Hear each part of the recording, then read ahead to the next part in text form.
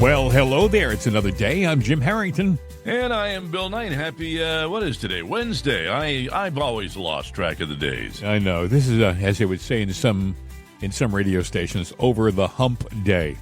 You know, it's all downhill from here. Probably in more ways than one. Yeah, well, you know, I mean, that's the way it is. Interesting little story to start the show off today. I thought this was a genius move. The Department of Homeland Security is painting the southern border, that border wall. They're painting it black. Jim, that'll make it hot when you try to climb it on a hot summer day. And that's the reason why they want to do it. And do you know who thought of it? Who? Donald J. Trump, the builder. He was the guy who, as a matter of fact, I have a little statement. Kristi Noem, the DHS secretary, was down there, and she said this. Remember that a nation without borders is no nation at all. And we're so thankful that we have a president that understands that and understands that a secure border is important to our country's future. Now, if you look at the structure that's behind me, it's tall, which makes it very, very difficult to climb, almost impossible. It also goes deep into the ground, which would make it very difficult, if not impossible, to dig under. And today, we are also going to be painting it black. That is specifically at the request of the president, who understands that in the hot temperatures down here, when something is painted black, it gets even warmer, and it will make it even harder for people to climb. So we are going to be painting the entire southern border wall black to make sure that we encourage individuals to not come into our country illegally, to not break our federal laws, but that they will abide and come to our country the right way so that they can stay and have the opportunity to become United States citizens and pursue the American dream. Well, that'll make it more difficult for the people who are undocumented to come across. Jim, who would have ever thought that climate control could turn into border control? That's true. I mean, I'm all for climate border control. I agree. So if you're thinking of coming north, you might want to wear some, I don't know, I was going to say like, you know the gloves they wear in steel mills where they pick up hot stuff? They're not asbestos anymore, but they're designed to make it so you don't burn your hands. Maybe you should pick yourself up a pair of those if you're going to climb the wall. Either that or go to Walmart or a thrift discount store and buy a bunch of oven mittens. Yeah, tear them apart and make yourself an entire suit out of it. Yes, that'd be a great idea. You may look a little. As a matter of fact, that may defeat the purpose because you may be really hot. Yeah, you'd be smitten with a mitten. I don't know. So that is something they're doing now. They're painting it black, and I think that will discourage a lot of the strangers from coming across. And I thought it was interesting. She pointed out something which I always wondered. Apparently, those wall posts are quite deep, making it difficult for them to go under it, to burrow under it. So. But, you know, I saw the illegals when they were coming across during the Biden free-for-all. Some of them actually had torches with them and cut, like, doors in the wall. They literally took sections out. They had enough time to get their acetylene torches or whatever and cut sections of the wall out. Which means I would imagine that in order for them to fix it, they've got to go find those sections, pull them up, and put new sections in to replace them, I would think. Well, can't you imagine while they're painting it, you know, the crew's going, and we got a door here, okay. You know, because I'm sure they've made maps of all the places that you can get through and where the doors are. And I would take down that section, put up a whole new section. Yeah, I would too. And I wouldn't be opposed to finding a way to, electrifying the thing. Well, you don't have to have it so people are killed, obviously, but you could give them a little jolt. Kill them. You could give them a little jolt, you know. Yeah. I don't. Yeah, I would think also, can't you? If it's all metal, couldn't they put in sensors that show the zones where the someone's touching the wall? You know what I'm saying? Trying to get across it. Maybe a change in resistance or something like that, and that shows up on a screen somewhere. we've got someone at this coordinates Yep. trying to get in, and that means they could fly a drone over. They could have drones that patrol all the time. Well, the good news is they're paying attention to our southern border for the first time in 4 years. And, it was just, a year and a half ago when we heard Biden's administration say this? Is our border secure? Our border is secure. Border is secure because we are maximizing our resources to deliver the most effective results to our border with the most extraordinary workforce in the world. The border is not open. It has not been open, and it will not be open subsequent to May 11th. See, I don't know about you, but he should be in jail, that guy. Alejandro Mayorkas, Director of Homeland Security under Biden. The guy was a blatant, unabashed liar. Well, you know what? You just heard the same thing I've heard, and I've heard it over and over and over again, which means every damn Democrat out there has heard it too, and they know it too. But they are so blind by their built-up hate by the Democratic Party that they can't see the truth, at all, the forest for the trees. And I'm sitting there going, then you're just as guilty. So here we are. Too. We're in a situation where no more illegals are coming across the southern border. But that means that the Democrats in these Democratic sanctuary cities are fighting tooth and nail to keep the undocumented illegals in their city without any repercussions from ICE. Case in point, Boston, Massachusetts yesterday. Michelle Wu. She is a piece of work. I'm going to play this cut. I want you to hear the rationale and the deep thinking behind her speech. Understand something, folks. I think she's a Harvard graduate. I also think that she's not standing up there because it's like a special thing to be out there speaking for the illegals. She's out there because she's running for re-election and she needs the illegal votes. This is the Boston mayor, Michelle Wu. We're here again today because last week, Boston received a letter from the Attorney General of the United States on official letterhead from the federal government threatening to prosecute city officials and withhold federal funds unless we cooperate with carrying out mass deportations. It's not a robust At a crowd. time when this federal administration is already causing so much fear and harm in our communities, these threats are serious and consequential. But our same communities have told me loud and clear that silence in the face of oppression is not an option.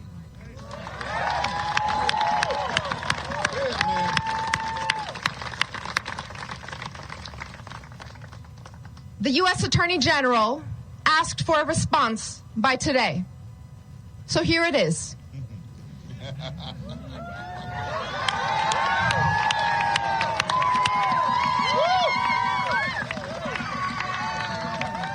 Here is our response. Stop attacking our cities to hide your administration's failures.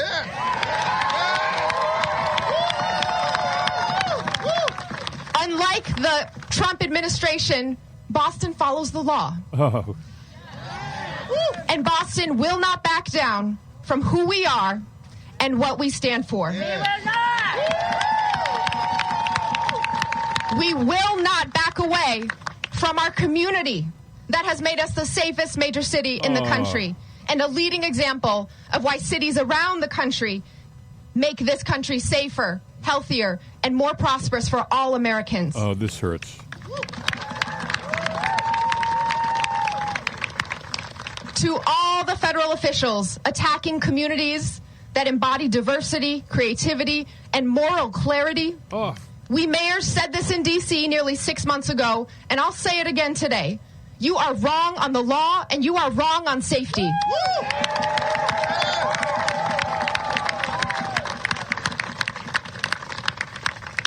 Most of all, you are wrong on cities.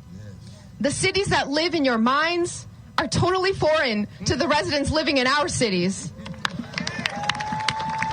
And we are picking up the pieces of your failures to deliver on your promises.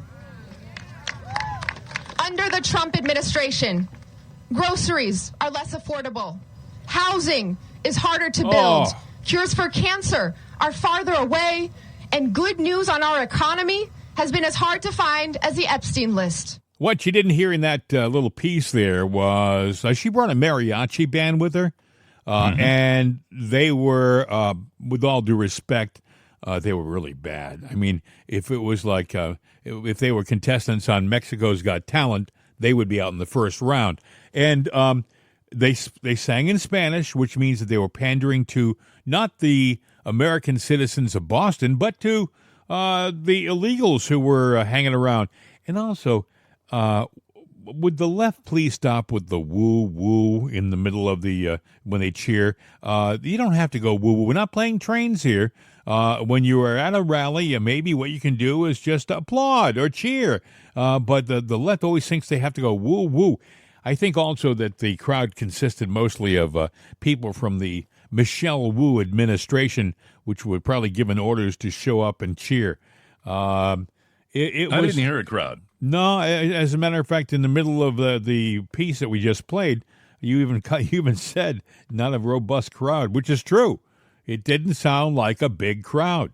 No, and she's talking about the laws, and well, I would just point out, whose laws are we talking about? Your laws or real laws? Because they're making their own rules, and Boston has got a history of that.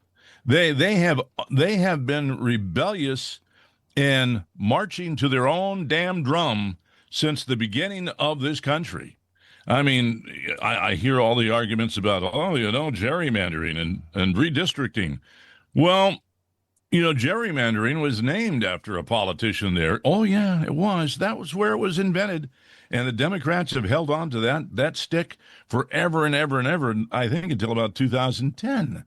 That they have controlled everything with what is commonly known as something that is just wrong and basically a cheat. They invented the cheat.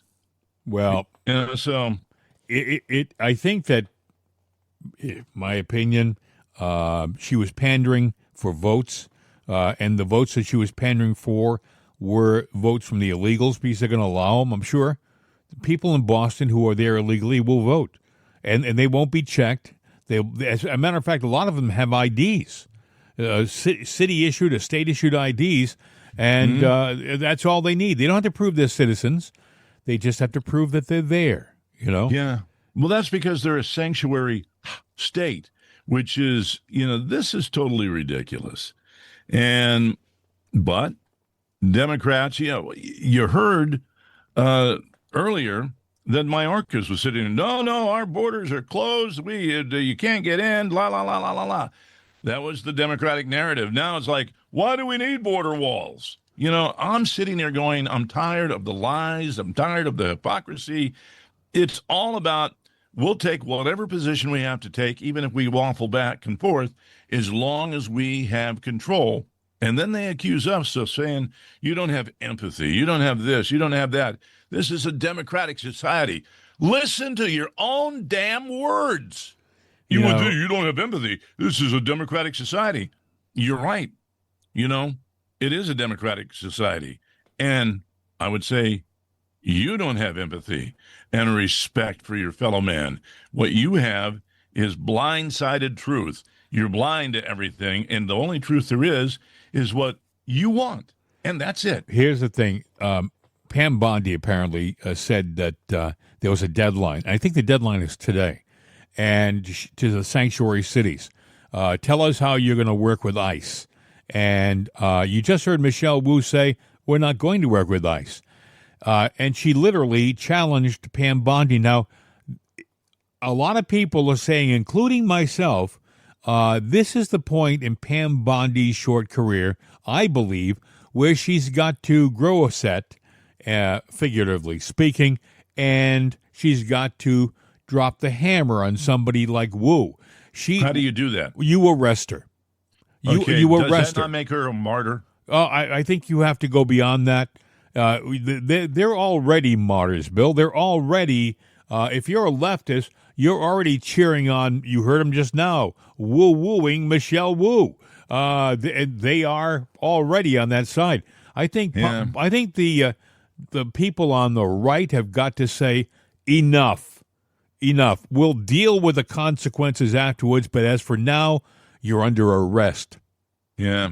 Well, the woo-woo train didn't have a lot of juice. It's not even the little train that could. It's the little train that, can't. Couldn't. Yeah. Yeah, because until you pointed out the woo-woo, I didn't hear it, because it was a pathetic hate speech by her and a little rebellion thing.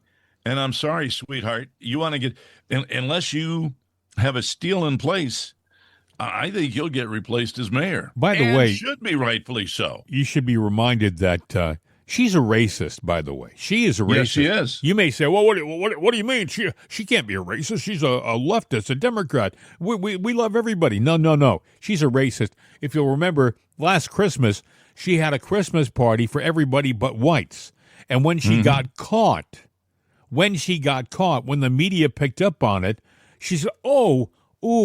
What did I do? It was an oversight. We'll have another party just for the whites." And she did have another Christmas party just for the whites.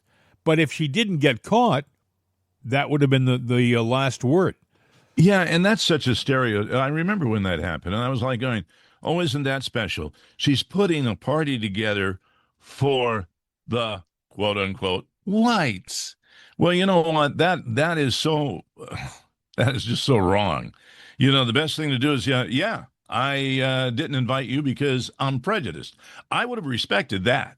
What amazes me, Bill, is the people on the left. They talk about being tolerant, being people who are accepting, and out of the two sides, they are the least. If you look at Trump's administration, he has gays in his administration. He has blacks in his administration.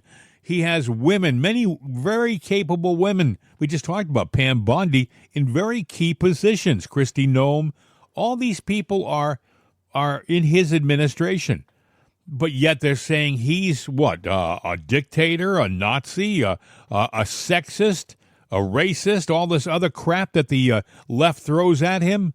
I mean, just for 1 second, would somebody on the left open their eyes and look at what's really happening? Don't believe the crap that you hear on CNN or MSNBC. Just for a second, open your eyes. Think for yourself.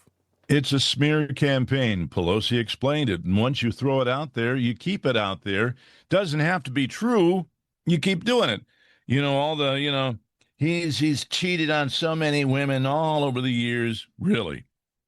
That's you saying that, but that has been proven wrong occasion after occasion after occasion. January 6th, it has been proven that, it was actually Pelosi that didn't let the guard in. She held it back. Even her officer in charge at the time sat there and said, no, this falls on you, Madam ex-speaker, because you ignored it. You wanted mayhem. You wanted chaos. This was all an orchestrated thing that you've done. Now, he didn't say orchestrated and like that, but the picture was painted that Trump had offered. Trump had done everything that he possibly could, and then some.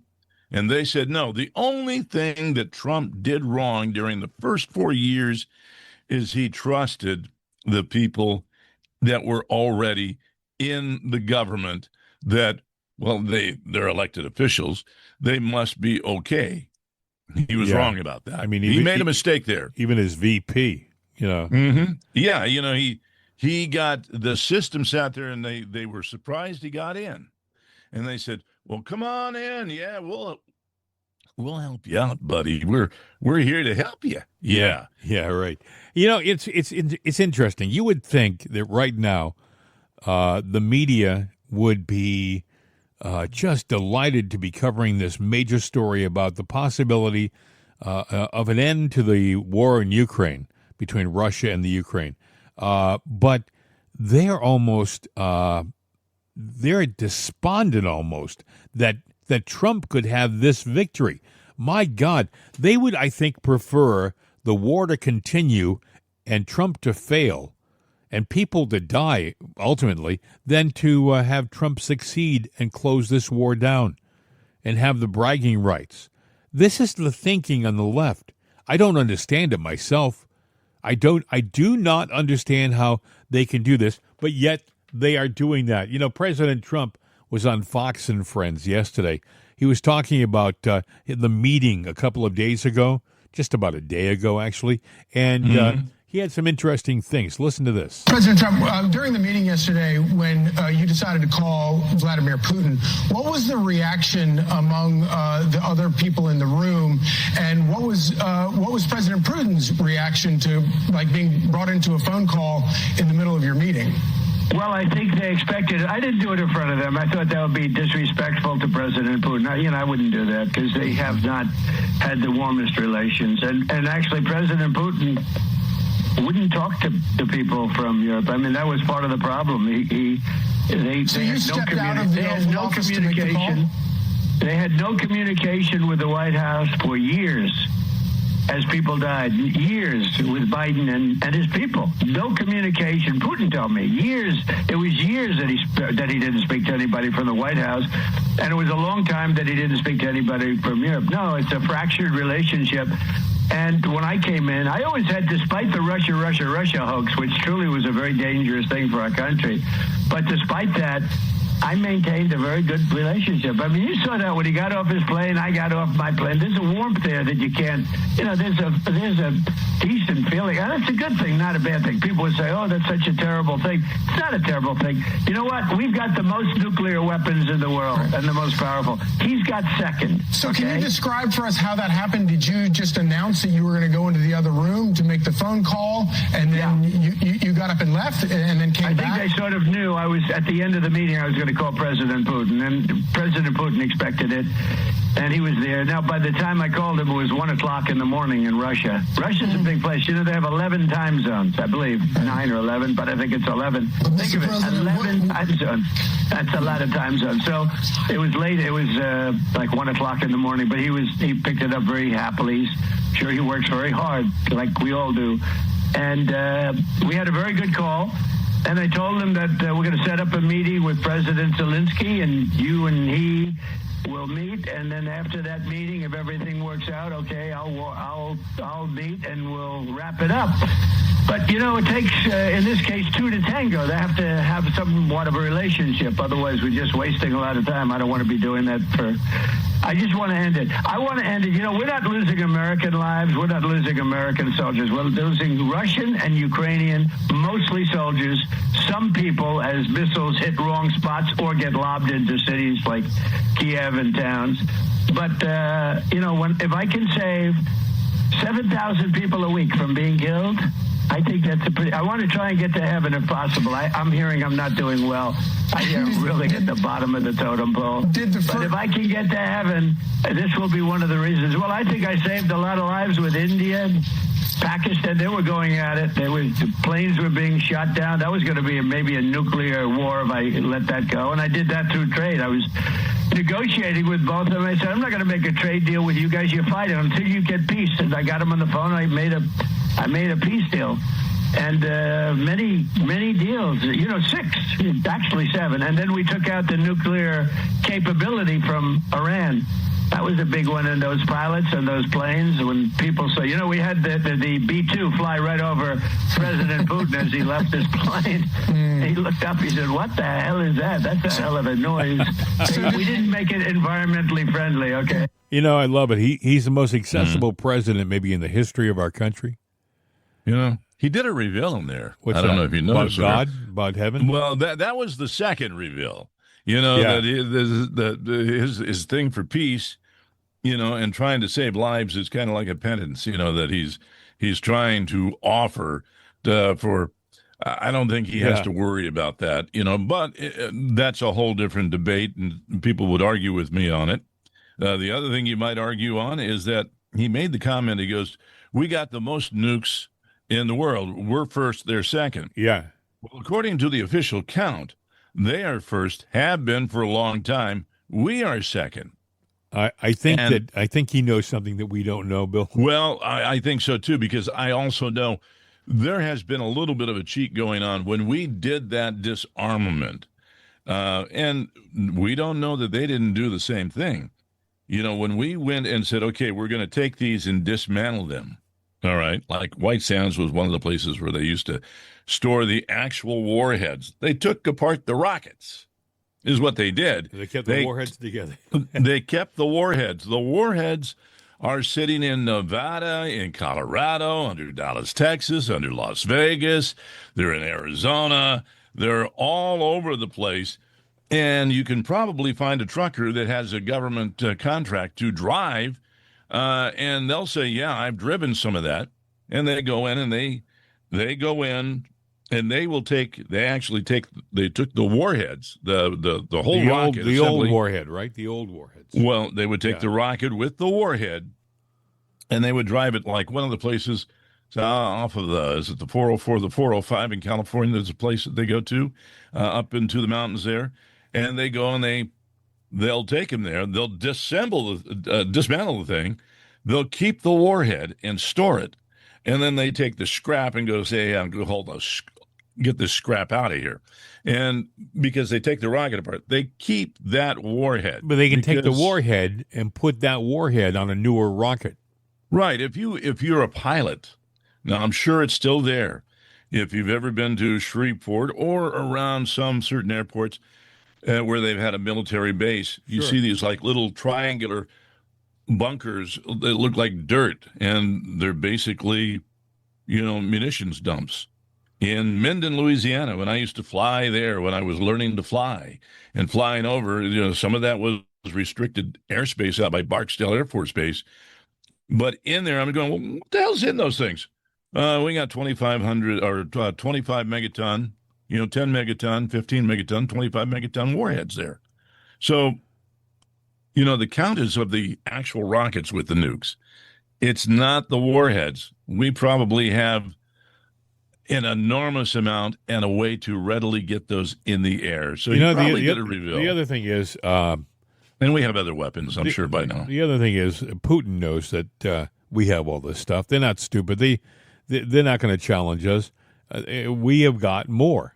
It's just the way it is. And I think you don't need more. I think what you just said is interesting. You can take a warhead and stick it on a brand new 2025 designed rocket, which is more efficient and faster and stuff like that, and still have the effect.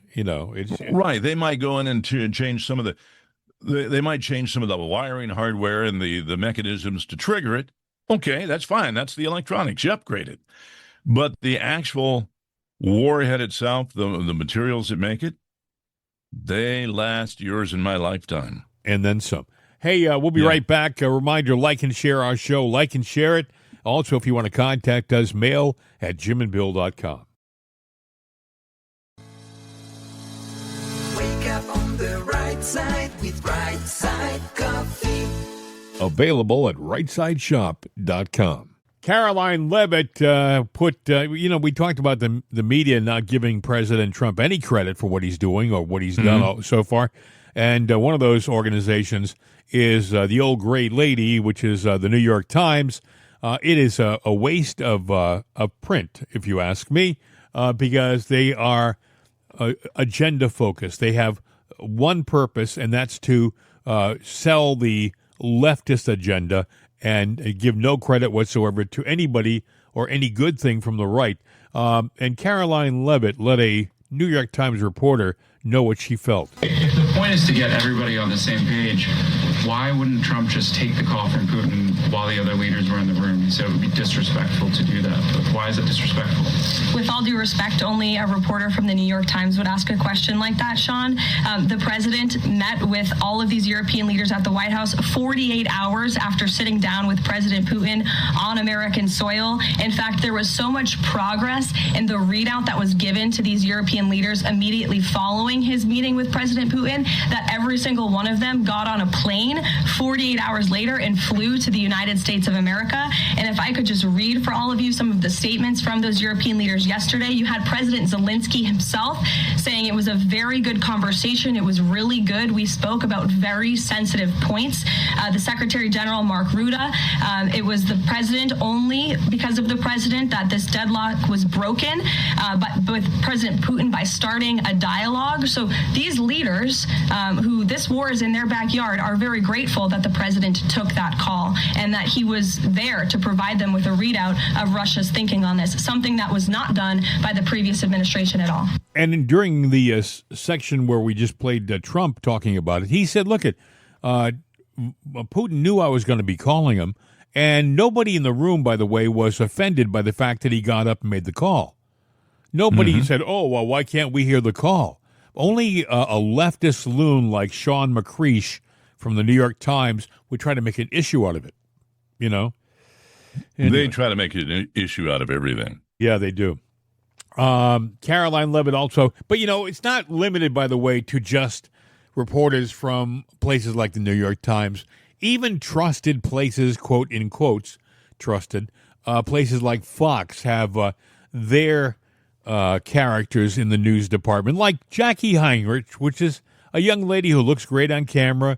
She carries herself well, but you know, she tries to zing this president too on occasion.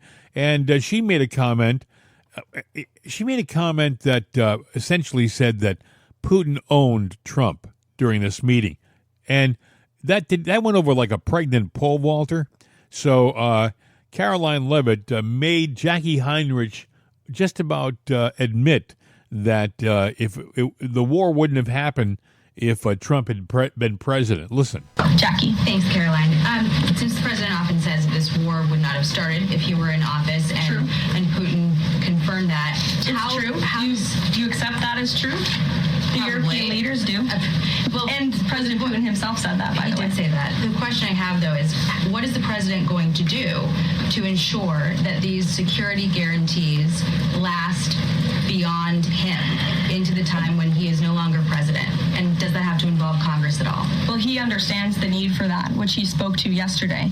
And what's he going to do? It's why he's engaging in so many talks and so many conversations with both sides of this war with our European allies. It's why on the way home from Anchorage, Alaska, very late at night, when I know many of you on the press plane were sleeping and many staff were sleeping, the president himself was still awake at 2 o'clock in the morning talking to European leaders and NATO about how we can ensure a lasting peace and bring this conflict to an end. He has expended an incredible amount of time, energy, and effort into bringing this war to an end, and he remains determined to do that. You know, President Trump has had some really good press secretaries, Sean Spicer, and Kayleigh McEnany, and the governor of Arkansas, what's her name? Mike, I'll think of it in a second. She used to be a press secretary for Trump. That's what I'm saying. Yeah, I forget her name, too. How soon we forget. Yes, she's the daughter of Huckabee, Sarah Huckabee Sanders. Thank you very much. See, I knew it would come back if I just... When you said daughter, I'm going, oh, that's Huckabee. Yeah. Yeah. Sarah Huckabee Sanders. All of them good, but I don't think any of them as good as Caroline Levitt. Well, She's amazing. It's interesting you say that because when Huckabee was there, they said, nobody's better than Huckabee. And then, the next one came along. Yeah, and he keeps getting better. And you got to wonder, press secretaries don't stay for a whole term. That hasn't happened really with anybody. And I'm sure that Caroline will move on. What is next? Because he seems to upgrade every time. And you're going like, how can you upgrade? But he's done it. I have a feeling she's going to stay. I just have a feeling that she has hit her stride. Yeah, she is young. I think she's 28. So she sticks around for another 3 years. She'll be 31, still a young pup. Yeah. But she may end up in politics in some senatorial seat somewhere. Yep. But she has absolute control over that press room in the White House. Mm-hmm. I mean, it used to be they would run roughshod, but she cracks a whip, and she takes no prisoners when she's talking to the media. You know, when Karine Jean-Pierre was press secretary for Biden, they were polite because they were on the same side. They were on the side of Biden. I'm talking about the media. So they didn't scream, yell, try to interrupt. But they did in other situations where there was a Republican president. With Karine Jean-Pierre, she takes no prisoners. With Caroline Leavitt, she takes no prisoners. Karine Jean-Pierre, she was she was above her. She was really in a situation she shouldn't have been in. She wasn't designed for that job. It doesn't matter what she was given to work with was not very good. So yeah. I'm giving her a little bit of room there because I don't like to put people down, in the past. And Joe is a horse of a different color, but she had nothing to work with Joe and the whole Democrat Party. All she had to do was lie. They would accept it. They would have accepted her lies. They did. The media didn't challenge her. She didn't have a choice because you want the truth. You don't want the truth. Trust me on this one. So she had to lie. Yeah. And I think that's why she was put in there. And I hate to say it, but because she was black and because she was gay, if you attacked her, then it shifted the narrative that you attacked a gay black woman. Yeah. That's the trifecta. You may as well just sit there and, right. If you're a man, castrate yourself with a rusty dull knife. Put a fork in it, you're done. Yeah, you're right. Other things that are happening now, getting back to the Ukraine situation, I guess now that the White House is preparing for a Trump, Putin, Zelensky trilateral meeting, and they're talking about Budapest as being the location. Now, before I go any further, you'll hear, if it is Budapest, all of a sudden you'll hear people in the media pronounce it Budapest, like ish. I don't know where that came from. Maybe that's how you pronounce it in Hungarian, Budapest. I don't know, but I know my daughter. I do know that they pronounce it Budapest in English. It has been all of my life, so it'll be interesting. The politically correct will pronounce it Budapest. I think that the problem I see, Bill, with this whole situation is they've put off the face-to-face with Putin and Zelensky for 2 weeks, and to me that's a cooling off period. That's a time for the excitement and enthusiasm of the meetings they just have. They can be gone in 2 weeks, and they may walk into the room, Zelensky and Putin, and it may be a negative situation, a no-win situation. What do you think? Do you think that? I just don't. I like to think that they're going to go in there and come out with a deal, but the longer they wait, the more of a chance for the whole situation to dissipate. Yeah, there's a weird thing going on because first it was Russia, the Ukraine. We don't want to give up anything. We want this, we want that. And the whole scenario. Now you've got the Ukraine becoming a part of the EU that they're trying to do, the European Union. And I guess, I thought that was something Putin didn't want, but now I hear speculation that he might be cool with it. And I'm sitting there going, this whole thing, Zelensky is a wild card. I don't consider him a strategic mind in the world, political stage. I think he's a poser. He was a comedian. Mm-hmm. And I just, he's an actor. And now he's gotten a taste of power and the money that goes along with it from stealing from the people with false claims. And then, of course, everybody was, the left was touting, he was told to wear a suit, and he didn't. They thought he was wearing a black T-shirt again. Now, he did wear a suit, but, he's always worn black. And it dawned on me yesterday, he thinks he's Johnny Cash, the man in black. And But his reasons for wearing it might be rebellion, but a different kind of rebellion. But he wore, a military black, a black shirt, black tie, and a black coat. So he did, of sorts, wear a suit. So the left is wrong. This guy, he's in it for himself.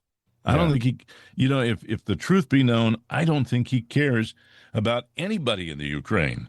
And I think I think they realize it because they want an election. They want peace. They don't want what this clown wants. So why we are, but we have to because he's holding cards right now that, and Democrats are letting him hold these cards. What are we going to do?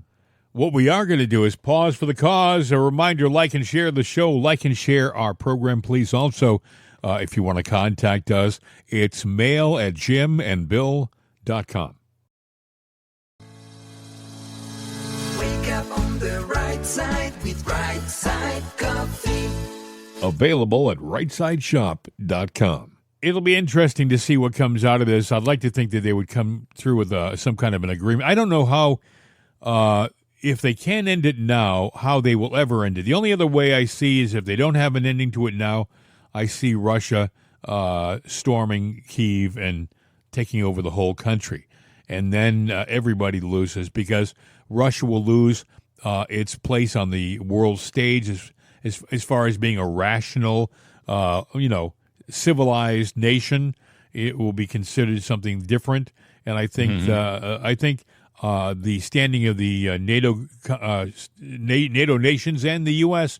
will be in a different situation. They've got to make this work if there's any hope for the future. And I don't know that you talked about wanting to be a part of EU. I also heard that literally Putin suggested that Russia be a part of NATO. Can you imagine that? Be a part of NATO. I do think that Russia wants to be a part of the European community. I think it wants to trade with Europe. I think it wants to be recognized as a part of Europe and not an offshoot, an outlier. And I think that's kind of how it's.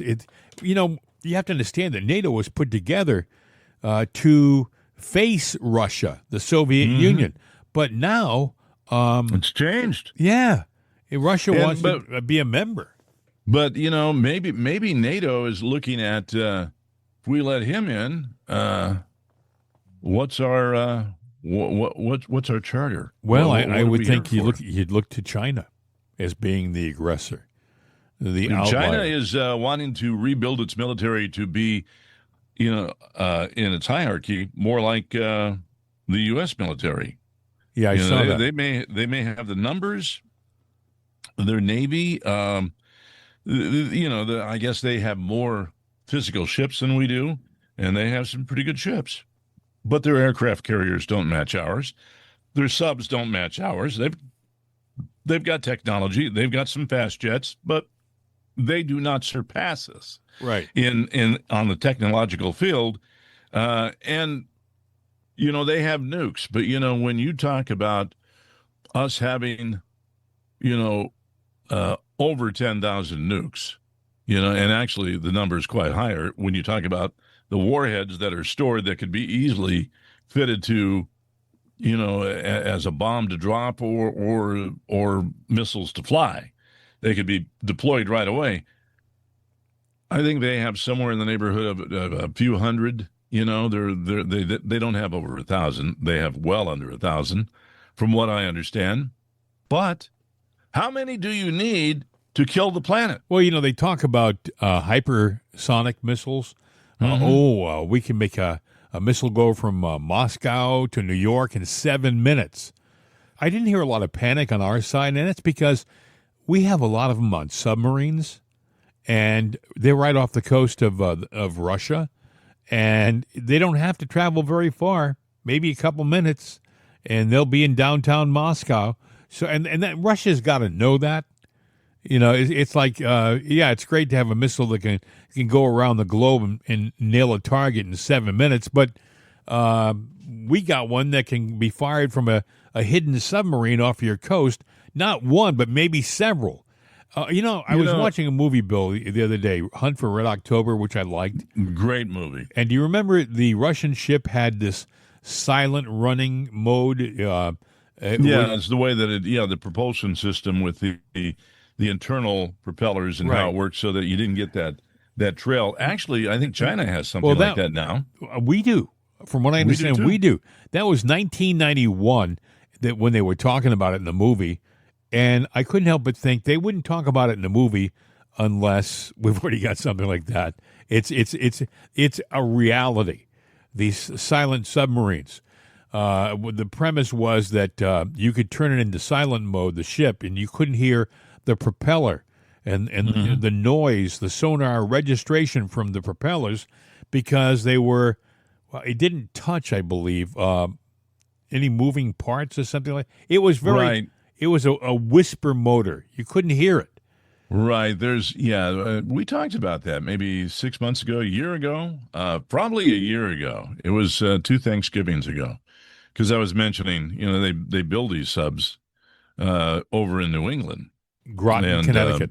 In Connecticut. Yeah, and without saying I know somebody, but either way, they. The engines, they had this mechanical engine where nothing touches anything. Yeah. That was pretty new at the time. I don't even know that the ship is launched, or I know it was made ready, and it had some pretty interesting things on it. And what I'm talking about, you might go, do you know something, Bill, that you shouldn't know? Maybe I did it once, but it was in a paper. The story got out because they did a presser. And the photographer got into the area where it was classified and nobody said anything or did anything, but everything that was secret on that ship, you could see. And anybody that had any kind of intelligence would go, aha, because the nose gear was off, so you could see how this sub could see underwater. And the tail gear was off because you could see how the engine works. But anything that they let you see like that, you have to ask yourself, to it. Yeah, you have to ask yourself, was that an accident or was that intentional? Do they want people to believe certain things? Well, I think it's not believe. I think they want you to know that you've got this sub that can go, it can see, it's not blind, it makes no noise, and it leaves no bubble trail. It's totally water stealth. And it can go anywhere. Then you got to realize that when we go to war, if we go to war and the sub goes out there, the captain may have his, marching orders. But once he has those, all bets are off, all the rules change. He can sit there and make a change in where and how he's going to deploy and where he's going to deploy it. Even little things, if you saw Crimson Tide, another good movie about submarines, the problem they had was that the ship, when it was submerged, it lost communication. They had to, at that one point, raise a communication buoy, which is essentially an antenna, which they would launch underwater. It would surface, and once it got to the surface, it could receive and send signals. But I think that we're long beyond that now. That was That was again. That was also the 90s when that movie came out. And in communication, what they did was long wave radio. Which took big giant coils the size of a house.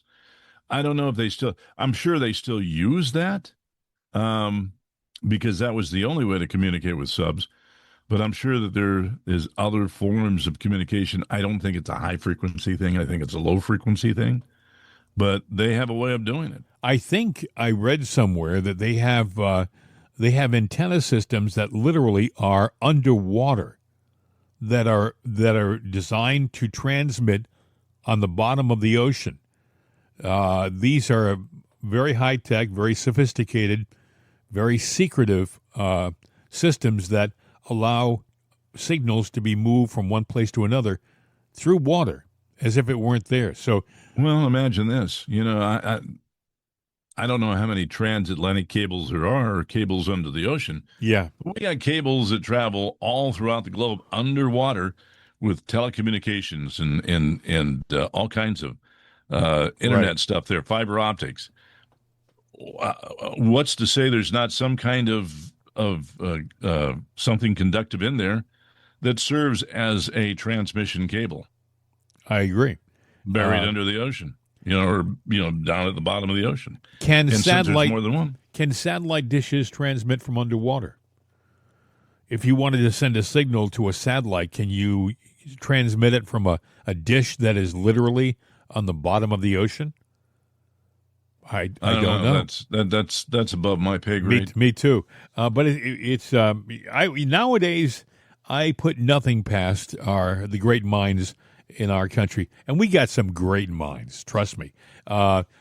It seems that even in our weakest moments in our history, we still have a tech industry that is light years ahead of other countries. You still see these countries like China and Russia trying to steal our stuff, because our stuff is so advanced.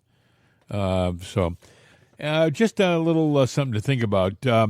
Other things going on in the world. You heard about that lady who tried to. She was in Washington to kill Trump. I'm going to play. Yeah, disembowel him. Yeah. I'm going to play for you the cut. This is Janine Pirro making the announcement. Hi, everyone. It's Judge Janine. I just wanted to let you know here from the United States Attorney's Office in D.C. that an individual by the name of Nathalie Rose Jones is now in custody, charged with 2 federal crimes for knowingly and willfully threatening to take the life of the President of the United States.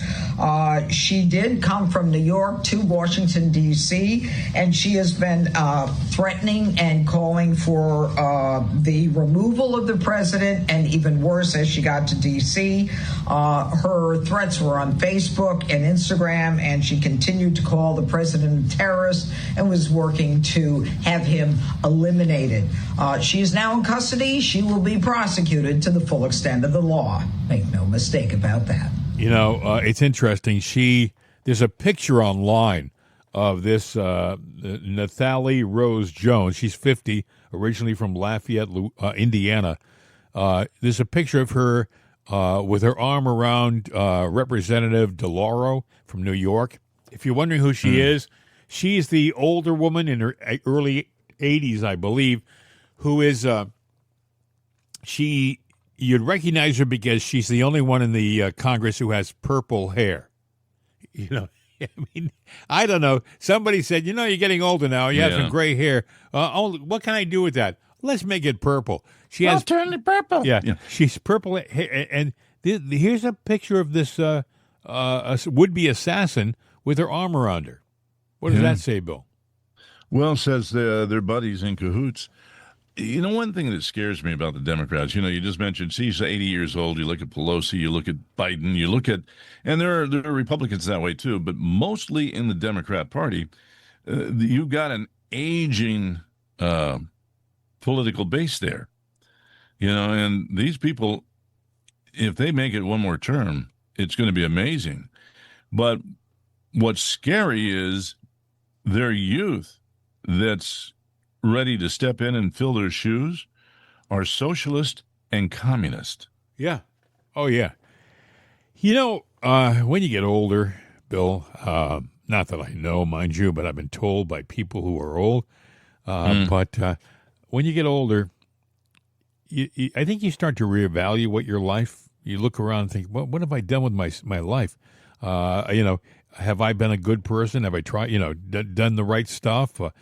It seems that the people on the left, they kind of double down on the dirty. It's like these older people like Pelosi and DeLauro. You would think they would say, "Wait a second, I'm in my 80s. A lot of my friends are gone. Maybe I should start looking back at my life and maybe reevaluating some positions." But no, these people are committed. They're committed to their lunacy. They just, you saw Elizabeth Warren last week. She went to New York to literally, not figuratively, but literally embrace Zoran Mandani. This is not, he's not a socialist. He's a communist. And here was Elizabeth Warren, who, by the way, is a millionaire. She's a Boston millionaire who wouldn't do socialism from a carburetor on a motor. But yet she's there embracing him. Yeah, but she's no matter what she legislates or what happens, she's not going to get taxed. No, she's in the party that is exempt from all the rules that they cast out there. Yeah, that's true. You mentioned the thing about getting older, and it is a lament that a lot of people do. At some point in time, you come to an accounting of your life, of the past, the miles behind, and the few miles you have ahead. And a lot of times you have a reckoning going, boy, I wish I hadn't done these things. Maybe I ought to do this ahead. Yeah. And I only think of that because I was working on a project yesterday, a guy that did a song called Now That I'm Over the Hill, which is a country song, a guy by the name of Aaron Lewis. But, he grew up, well, he didn't grow up. He was born in, I think, Vermont. I think Springdale or something like that, Vermont. His parents were hippies, and then they divorced, and he moved with his dad to Springfield, Massachusetts. He grew up there. He was one of the founding members of a metal rock group, back in the late 90s, oh-ohs, called Stained. And so he was a rocker. And then he got older, and he goes, I got some country roots. So he's a big country guy now. But, he's talking about, when you hit that point in life, you look back and you look forward. And that's kind of what you were talking about. So it just reminded me of that. And the song, and it is a cool song, if you ever go look it up, called Now That I'm Over the Hill, or Over the Hill is what it's called, by Aaron Lewis. And it kind of repeats that. But these Democrats that are out there today, they have no regrets of their past. And they continue this weird crap going forward. They haven't grown up. Well, you got to look at President Trump. What he said yesterday on Fox. He said he wants to get into heaven. Even the president is thinking about what's down the road. I mean, it's down the road for everybody, folks. It's down the road for everybody without exception, and he knows this.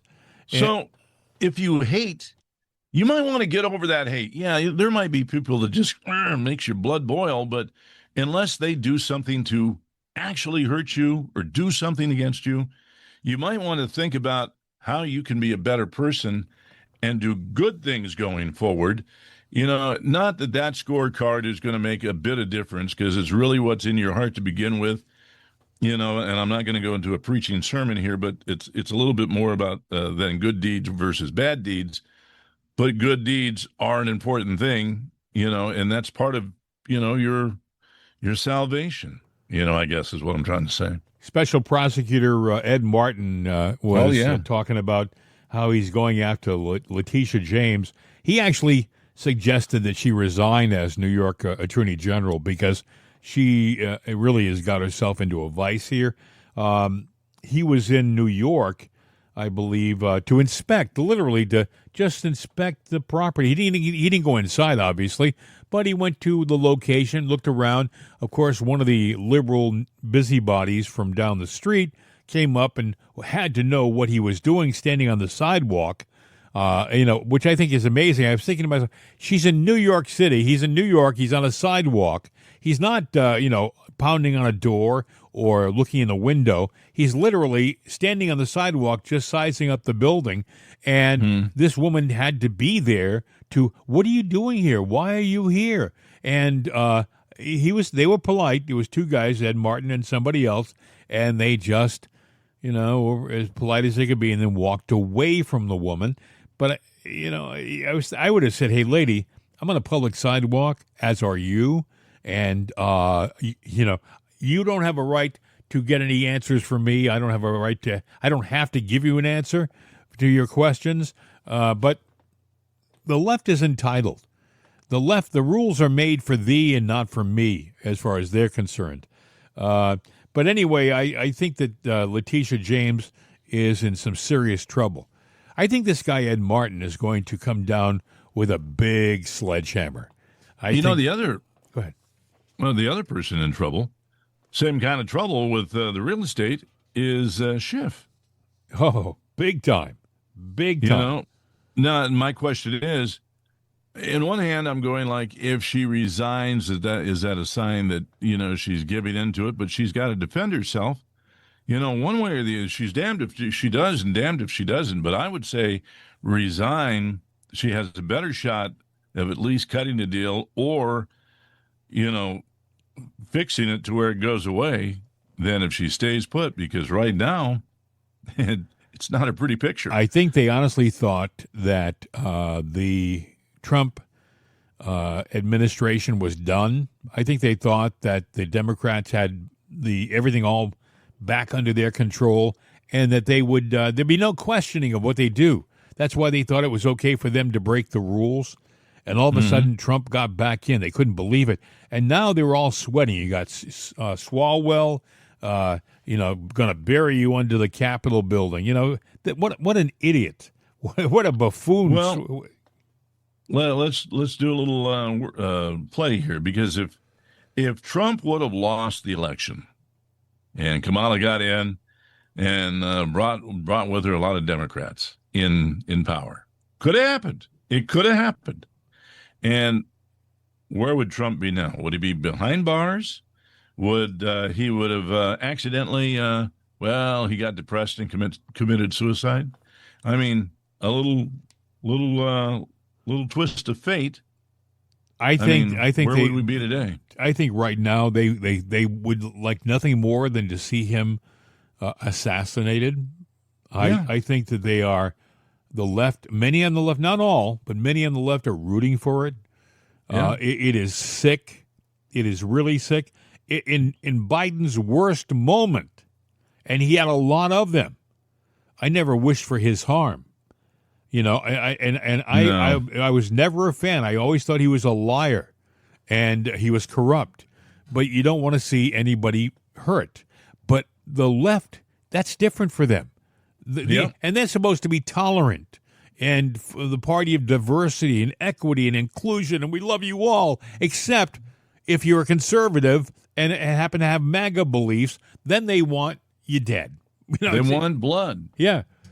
Hey, Bill, I just looked at the clock. The other thing I wanted to ask you about, I saw one story about this, and I cannot believe it's not a bigger story. That ship that blew up in Baltimore Harbor. Yeah, I saw that. Yeah, they moved it. They closed the harbor. And last I heard, it's still closed. I don't know why they would do that. It's just a ship. It blew up. You move it to the side. You let the other ships come through. What could have been on that ship? Because what if it was a mine? What if it was a mine that blew up that ship, or if it were a torpedo of some kind? Well, that's a horse of a different color than that if they've closed the harbor, there's something that they don't know.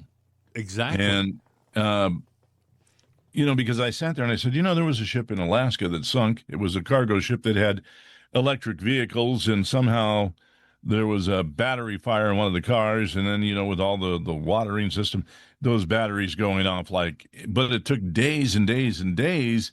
And they fought and fought and fought, and finally the ship lost. But this is not that. I saw what this that. It was a big explosion. You know what this was, Bill? What? Coal. It was carrying coal. Another thing that will burn forever if it's on fire. Yeah, but it won't blow up. I mean, you throw a match on it. That's true. Unless you've got coal that was prepped for barbecues. I don't know. That had fuel on. No, that. Yeah. I have no idea, but I don't see coal doing that. Oh, well, if that's the case, if it can do that, could you imagine you're driving by a power plant that's coal powered, and they don't have the coal sitting in bins. You'll see a mountain of coal. Yeah. With a bulldozer that goes in there with a bucket. Yep. Okay, let's take that coal over and let's shovel it and feed the boilers. What if lightning struck that? If it could blow up like that, and that's never happened. To my knowledge, it's never happened. I think there's something we're not being told about what's going on. I still don't understand why the same harbor in less than a year could have a major crisis situation. Where was the coal coming from? I find this interesting. It was coming in, right? Yeah. Why do we need to be buying coal when we've got more coal than anybody? Now, we've shut down a lot of mines, and we can mine it cleanly now. Why? I don't know. Why are we? Well, it's like why we import gas. We can produce our own, right, and we can produce it better. These are all good questions, and nobody's talking. And this is and this all comes from the Biden administration, whoever was in charge at that time. This ought to be good, and I'm sure the Democrats are going to go nuts. But apparently, and you remember they were talking about shutting down TikTok. Well, now the White House has launched the official Trump TikTok account. That's going to go over like screen doors in a submarine. Oh, yeah. I'm sitting there. I can't wait for this. I'm like going, oh, this ought to be good. This ought to be really good. So I'm waiting for that one. Talk about lighting their fire. Holy smoke. Yeah, come on, baby, light my fire. And your favorite, the truck driver, the illegal truck driver. Yep. Do you hear about this? He failed English. He couldn't read traffic signs. Yeah, he actually, I think he got 2 out of 12 questions. Yeah. I mean, and I guess that was... What the hell was he doing on the road? Oh, hey, he was driving, man. What amazes me, Bill, is he got as far as Florida from California with that truck. How did that happen? Well, I'm in the truck. What do I do? Go that way. Just keep going until your turbine floats. Well, and people are commenting about how he just wasn't upset about the accident. He was stoic and calm. Mind you, 3 people had just lost their life under his truck. He turned from the right lane across the high-speed lane to try to get onto an island, and he did it. Cars had a 75-mile-an-hour speed limit. They had no time to stop. It's just mind-boggling. It's amazing, and but he turned, so he saw something that he recognized, but he didn't read English. I have a question for you. He's the one we found. How many are out there now just like him? Well, I was trying to say that, a few months ago when I was, up in the New England states, driving on the turnpike up in Maine. I had a trucker that cut me off, and coming over from the left. Might have been him. Who knows? And it was somebody with a turban, and I looked, and I just sat there and said, okay. I didn't say anything about it, but, this reminded me of that. I'm going like, that clown could have, Oh, by the way, the company, Bill, that owns the truck, they have closed their Facebook page, and they did some checking. Apparently, the company closed down completely. Took their money and ran. Yep. No, but the look, they ran the vehicles. The company was probably a corporation that they shut down. They called the lease company, go get your trucks. We don't need them. They're gone. Yeah. They'll reemerge somewhere else as a whole new company and, have a great credit score. They're brand new, whole different makeup and face, and they'll do it all over again. They'll come back. You got to find those clowns that ran this thing. Oh, absolutely. And track them down. Somewhere there's some record of them. I want to find out what state agent signed off on this guy. Oh, you're ready. Yeah, you're good enough. We had 12 questions. You got 2. So, you're ready. Yeah, what is that? 1% there you got? Yeah. You know what? You're, no, not quite 1. You know what? You're in the special class. What? You're a special class of driver. Yeah, of course, the guy doesn't. Give him his license. The guy doesn't understand what the agent is saying, he only doesn't care. It only could happen in California. It happened in California. If you're listening in California right now, God bless you, man. If you're driving on the highways, really be careful because you don't know who's out there with you. Yeah, they give them a couple of things when they come across. They give them, a driver's license. They give them a voter registration and I guess an illegal ID card. And that's it, and hey, you're good to go. And don't forget to vote. Yeah. If not, we'll do it for you. I mean, the Democrats are talking about Trump wanting to do away with mail-in voting. they say, well, it's a threat to democracy. Yeah. He's a threat to democracy. And I'm sitting there going, and then they go, think about the servicemen that have to mail in their ballots. We've always thought about the servicemen, but you guys took advantage of the system, and you've stormed that gate, just like you have the walls to cheat. So now we have to close it. I'm sure that they'll take care of the servicemen. And then the real hypocrisy is, just see what they do with electronic voting, and you know how those can be manipulated. Yes, we do. Listen to we saw how you did that before. Listen to the Colorado Secretary of State. She wanted to get Trump off the ballot in 2024. Listen to her talking about mail-in ballots. This is the Democratic loon who's the Secretary of State in Colorado. We are in conversations with our attorneys to make sure we're defending Colorado's elections. Look, mail ballots are secure. They cannot be hacked because they're a piece of paper. That is increasingly more important as Trump has made our elections less secure since taking office again. He's disbanded much of the federal government's work on countering foreign disinformation and is obviously taking cues about democracy from a dictator. Okay. Putin. Hear that? Putin. He's taking cues from Putin.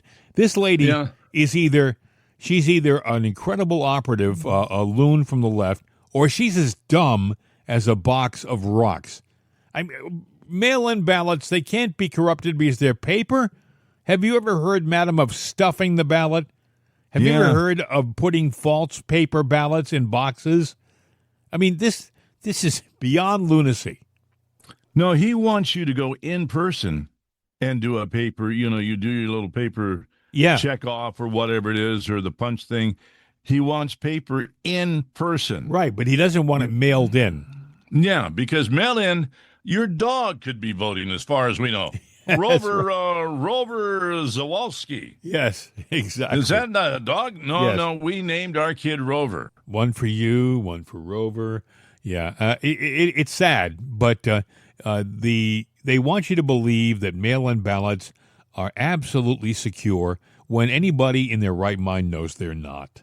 And by the way, Rover gets Social Security. I mean, I mail. Sometimes I use mail-in ballots. I have some knee problems. That I have titanium knees, if you must know. And it's sometimes easier than standing in a long line for a considerable period of time to just apply for a mail-in ballot. And by the way, I don't think that people who are handicapped or have a legitimate reason not to go to a poll, they should be given the option to vote. But what the Democrats did was make it anybody can vote by mail. They saw an opportunity and they took it to cheat. And that's the problem. I don't know. I'm not the optimist. I'm not a pessimist, but I'm not the, I'm just sitting there going, I don't have high hopes for the future because I see the nature of man and I see the nature of the people that are in there. And look, I see some Democrats, they're basically good people, and they think, well, I could get in there and change it. And I'm going, if you got in there, I'd give you 1 month as a good person, and then you would be one of them. Well, you'll be corrupted because you're going to walk in, and I think that's the problem with Trump, is that he's walked in, and you can't tell me for a second that he is not getting hit up every day, all day, by the left trying to get him on board. Because the day that they go, we love this guy, you might then might want to go, They don't love him because he's not going to join their campaign. He's not going to play their game. I think we're just about done. I looked at the clock on the wall and you've talked too much again. Yeah. Hey, I want to say good morning or hello to our friend Bart down in Florida who listens to us every day. Good man, known him for years, and he's a faithful listener. He even likes you, Bill, which I think is amazing. I can't. He really is. He didn't know me when I lived in Florida, and that's probably a good thing. Yeah, that's probably why he likes you. Exactly. I mean, if he was down in the Sunrise, Fort Lauderdale area, He was. I think he lives in Vero Beach or around there somewhere. Yeah, I know where it is. I Yeah. used to, on some of my weekend excursions on the motorcycle. Well, there you go. I was all over that state. Well, and they're still looking for you too, Bill. Yeah, I used to. Well, see, they didn't know my hideout in Marco Island, so it's like okay, good. Anyway, if you are listening to our program, no matter where you are, if you want to just say hi, listening in Michigan or wherever, you can send us an email. Just drop us a little email at mail@jimandbill.com. Mail, M-A-I-L, not M-A-L-A, M-A-I-L at jimandbill.com. And just say, morning, guys, listening in wherever, and we'll say hello to you, too. I am just about done here, my friend. If you want to wrap it up, that'll be okay with me. Until tomorrow, it's hasta la vista, baby. We're out of here.